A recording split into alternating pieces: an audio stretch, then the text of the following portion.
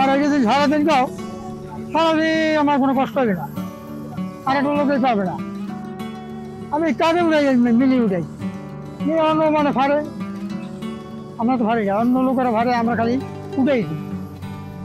কষ্ট তো হয়ে যায়, গাছের গাছ, যে কোনো গাছ শক্তি লাগবে, শক্তি ছাড়া কোনো কাজ হয় না। আবার কর্কশ হলে কিছু উড়ান যায়, খরকশ শান্ত হয়ে যায়। অনেকে গায়ে ফল আছে, এখন লড়তে পারবে না। আর আমার তো এগুলা করতে করতে আমার এটা কিছু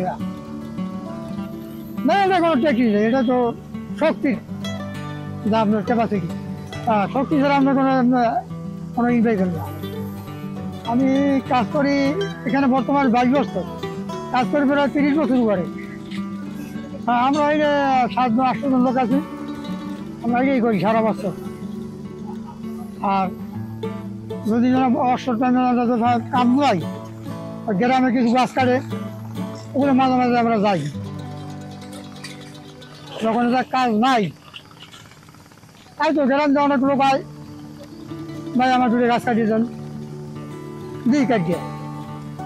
ওই দেশে ভাই কাজ করছি, ওই একজন লাগে গেছি, তখন তো নতুন নতুন বুঝি না, একজন দেখাইতেছে কামের ওস্তাদ আছে, ওস্তাদ ছাড়া তো কাম হয় না। কারণ আস্তে আস্তে করতে করতে অভিজ্ঞতা হয়ে গেছে, আর অভিজ্ঞতার পরে সব কিছু। কাজ তো কেউ মারফতে শিখতে হয় না, নিজের ব্রেনটি খাটাইতে।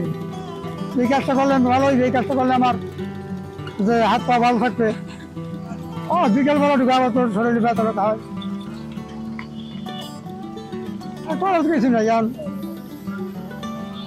এটা তো শিখতে বইছি, এইটা যতদিন পারি শক্তি দিয়ে করতে হইবে,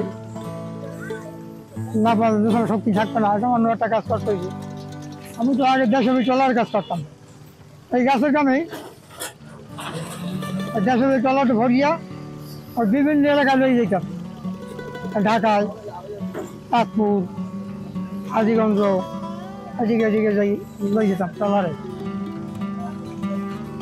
সাভার, তারাবাও, তারপর তো কিছুদিন আবার পাওয়া ভেঙেছিল ট্রলার ভেঙে, অনেক ভোগ দিয়েছি ভাঙ্গাই। ঢাকা কালীগঞ্জ চার দোকানে কাম করছি, কারিগর বসছে, পাওয়া ভাঙ্গার বসে খামুকি বই বই কাজ করছি, রুটি বেছি, অনেক বছর আনাই। তোমার এই সোয়া মিলে গেছি 16 টাকা, এই আমার কালীগঞ্জ কাম করছি।